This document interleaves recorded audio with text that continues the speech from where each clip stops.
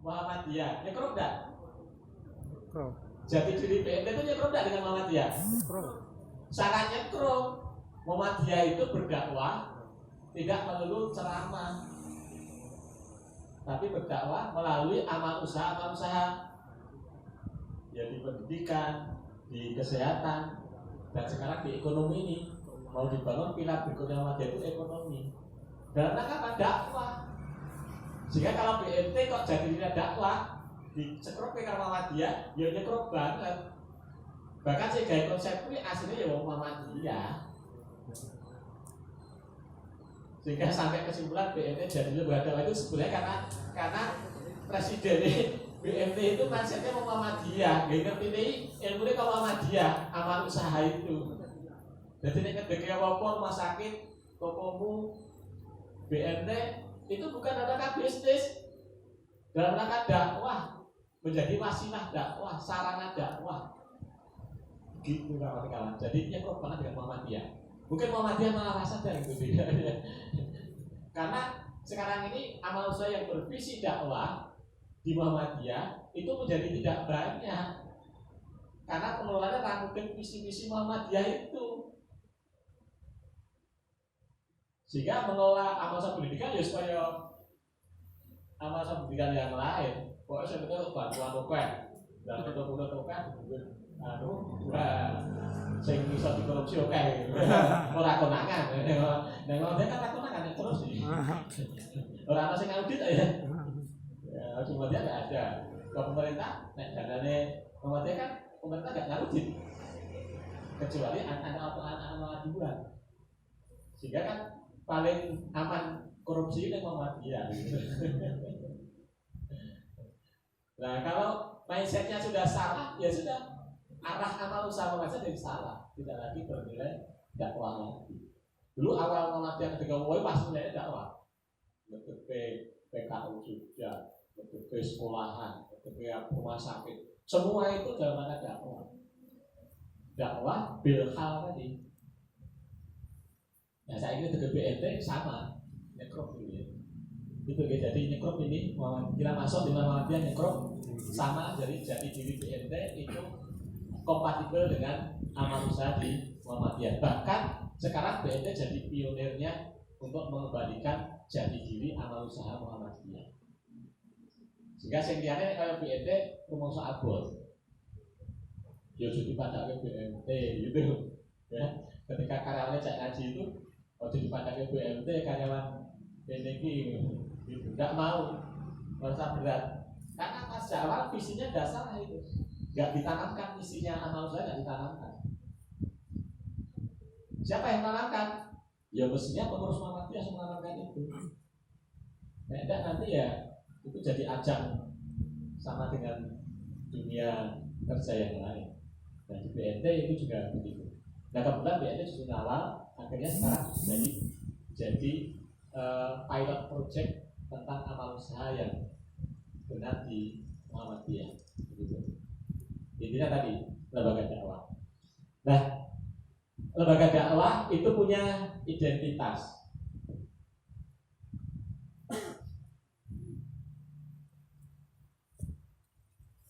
Nah, identitasnya ciri-ciri ya.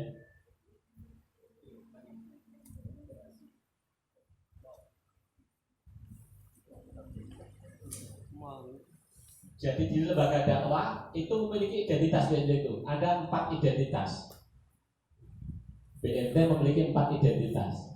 Jadi nek BNT sebagai gerakan dakwah, maka BNT itu memiliki 4 identitas itu. Nah itu hilang, BNT jadi kurang. Identitasnya yang pertama adalah BNT sebagai lembaga keuangan mikro. Lembaga keuangan mikro, iya kan Pak ya? Jadi BNT itu lembaga keuangan mikro, bukan lembaga perbankan. Nah, sehingga memang sebenarnya prioritasnya ini jadi BNT itu sebenarnya prioritasnya adalah yang mikro. Prioritasnya, karena disinahi kali untuk sustain tadi, maka BNT kemudian harus menggarap yang yang kecil, UMKM, usaha mikro kecil menengah ya. Mestinya sasaran BMT itu usaha mikro. Ini kemudian BMT mulai melangkah ke usaha kecil. Mungkin sudah ada yang sampai menengah. Jadi kalau mikro itu ya kategorinya di bawah 50 juta. Itu mikro. Nanti kalau kecil ya sampai 500 juta itu kecil. Nanti kalau di atas itu ya sudah menengah gitu ya. Nah, BMT sudah melangkah ke kecil dan menengah. Meskipun itu juga bagian dari BMT UMKM. Tapi sebenarnya prioritasnya adalah mikro. Maka kemudian BMT dulu awal itu sampai tahun berapa itu ketika BMT sudah sekitar 3.000 lebih BMT di Indonesia, ketika dikumpulkan datanya, maka rata-rata pembiayaan itu masih 2, sekian juta. Rata-rata pembiayaan per anggota. Kita waktu nasional 2,3, kita sudah rata-rata sudah 10 juta rata-rata per anggota. Jadi lebih tinggi dari nasional kita. Jadi yang lain itu masih menggarap yang mikro itu. Ini ya jadi juga itu nah ini nggak boleh ditinggalkan. Pasar nggak boleh ditinggalkan ini. Ya. Garap meskipun kayak revisi ya Mbak Dewi ya. Cek pasar Mbak Dewi ini. Oh ganti ya Mbak Arti sekarang ya. Mbak Arti cek pasar apa? Oh dua. Nah. Jadi kita laboratorium mikro, maka mikro nggak boleh ditinggal. Kita sebenarnya berkali-kali pengennya kita itu fokusnya di bawah 50 juta. Tapi pokoknya apa dulu untuk ngejar karena simpanannya mudah terus, pembiayaannya mudah gitu. Karena mau tidak mau sendiri yang di atas 100 juta. Nah kemudian identitas kedua BMT adalah lembaga keuangan syariah. Jadi BMT itu lembaga keuangan syariah. Maka mau tidak mau BMT harus komitmen terhadap syariah. Modal minimalnya adalah kita menerapkan fatwa Dewan Syariah Nasional. Dewan Syariah Nasional adalah kumpulan ulama-ulama dari berbagai elemen masyarakat. Dan jangan ditanya apakah mereka orang berilmu atau tidak. Harus diyakini mereka orang-orang yang berilmu. Ya. Jadi kita jangan mencurigai Masjid Utamai orang berilmu ini. Mereka ilmunya lengkap dan dari berbagai elemen. Diskusi merumuskan fatwa tentang produk-produk syariah ini, BSN ini. Maka insya Allah kalau kita ikut itu insya Allah dalam tanda petik aman ya. Kita mengikuti orang-orang yang berilmu di situ. Kalau kita sendiri belum punya basis ilmunya untuk memutuskan, kita bisanya adalah belajar dari beliau-beliau. Tentu di lapangan banyak perbedaan antara pengawas syariah. Nah minimalnya kita itu merujuk pada fatwa Dewan Syariah Nasional. Nah, sehingga konsekuensinya kalau BMT adalah lembaga keuangan syariah dari dirinya, maka mestinya orang-orang BMT itu harus familiar dengan fatwa Dewan Syariah Nasional.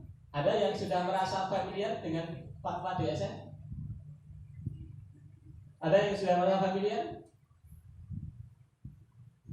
Kok diam semua? Belum ya? Belum. Kita aja juga baru dua fatwa yang untuk familiar, yang lainnya burung. Makanya kemudian saya itu diketik Mas SK BMT ya bank murabah terus gitu. Mergonya apa? Orang belum nyinau liane. Sehingga seolah nggak ada produk akad lain yang bisa dipakai di BMT. Padahal menurut kajian Mas SK banyak sekali yang bisa dipakai di BMT. Tapi kita tahunya ya itu aja, murabah, ijarah, mudharabah, musyarakah gitu ya. Nah, yang lain itu belum kita pahami. Nah sekarang dari sekian itu yang paling banyak adalah murabah. Maka kita sebut bank murabah terus. BSN bank selalu murabah. BNI Bank Murabbaah Indonesia. Jadi memang murabbaah. Dilihat itu komposisinya mainan murabbaah. Tapi sekarang yang di perbankan sudah mulai sinau. Kita sebenarnya sekarang kalah kita dengan teman-teman pelaku keuangan syariah di perbankan syariah karena di sana selalu ditutup sama OJK produknya itu. Sehingga bukan hanya pengawas syariah, OJK menutup-nutup.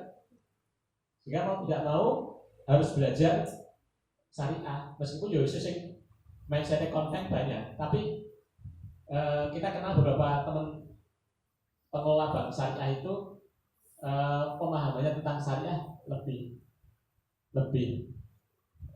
banyak dari kita, lebih luas dari kita.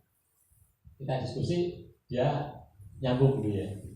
Bahkan dia sudah berpikir untuk mengkreasi produk-produk berdasarkan fatwa DSN itu. Ada musyarakah hutanan pisau, ada apa namanya ijarah mausufah bidimah gitu ya. Nah, kita kan apa itu kan ini kan aneh sekarang ya. Dulu Pak Furi bilang itu aneh ya. Orang nyangkol terakhir Pak Furi ya. Maksudnya apa musyarakah hutanan pisau, apa ijarah mausufah bidimah gitu. Nah, karena kita memang belum belajar karena itu faktanya sudah ada di DSN. Nah, kita nggak pernah baca. Makanya kalau orang BNT nanti memperkuat jati dirinya, itu kuncinya adalah orang BNT harus paling tidak menguasai fatwa Dewan Syariah Nasional. Tidak harus memikir secara luas. Saya matang bae kan nganggo itu. Nek saya rumusnya biasanya ngerti bahasa Arab, ngerti ilmu fikih, ilmu Al-Qur'an, ilmu hadis gitu. Saya rumus itu adalah paham itu. Nah kita ya kan nganggo produknya saja gitu ya. Walaupun kaji monggo ya punya background untuk mengaji monggo, tapi paling tidak kita paham produknya. Jadi nanti PR Mas Dian BSDI ya. Kalau kita mau melanjutkan visi-visi BNT, maka ini penting memperkuat jati diri ini. Lembaga keuangan mikro, maka tadi mikro jangan ditinggalkan, harus jadi konsep di dalam manajemen kita bahwa mikro itu adalah prioritas, sehingga nanti konsep-konsep manajemen harus banyak menyasar ke mikro yang di bawah 50 juta tadi. Kemudian yang kedua, identitasnya adalah lembaga keuangan syariah. Maka mau tidak mau orang BNT harus familiar dengan fatwa Dewan Syariah Nasional. Gimana? Siap membaca? Siap ya Mas. Insyaallah siap. Nanti ya pokoknya nek kok bermaca dhewe ya maca bareng-bareng gitu loh. Kapan nanti dibaca bareng-bareng gitu. Nek perlu siji-siji diwaca kamu ben akrab dengan fatwa Dewan Syariah. Nek nang jaba ngomong-ngomong ngono ki dia nyambung masuk BNT bisa ngomong masyarakat orang nyambung gitu kan. Itu jadi lucu. Berarti dia kehilangan identitasnya. Nah, dia punya identitas lembaga keuangan syariah, maka orang BNT itu familiar dengan fatwa Dewan Syariah Nasional. Gitu kan. Maka nanti itu ya sing mau melanjutkan estafet ini harus tidak merasa cukup dengan yang sudah ada, harus membaca fatwa Dewan Syariah Nasional untuk melanjutkan estafet BNT ini. Jangan sampai nanti menjadi pengelola BNT tapi tidak paham fatwa Dewan Syariah Nasional. Gitu ya. Ini makanya PR ini Pak Joko, Pak Dian, Pak Fajri, Mbak Nita. Nah, itu harus mendahului untuk baca fatwa Dewan Syariah Nasional. Sekarang kan tugasnya tesis kan dikurangi ya. Nah, sehingga ini tugas membaca ini yang harus dibanyakin. Nanti bilang nanti data SWB nanti. Kalau kawan-kawan nggak bisa bicara tentang syariah, ekonomi syariah, ya nanti data SWB hilang. Itu PR-nya itu kawan-kawan. Yang pertama dimulai dari saya sendiri, ya. Kemudian nanti level manajemen yang lain harus mulai membaca. Makanya salah satu habitnya itu paling tidak setahun baca 2 buku. Nah sekarang prioritas baca buku DSN dulu. Ya diwajibkan ya, saya ya. Ya, saya sunah gitu ya. Sunah gitu ya. Terus ya, Senin itu wajib ini ya. Gimana Jumat wajib baca. Gimana Mbak Lita? Difasilitasi ya Mbak ya.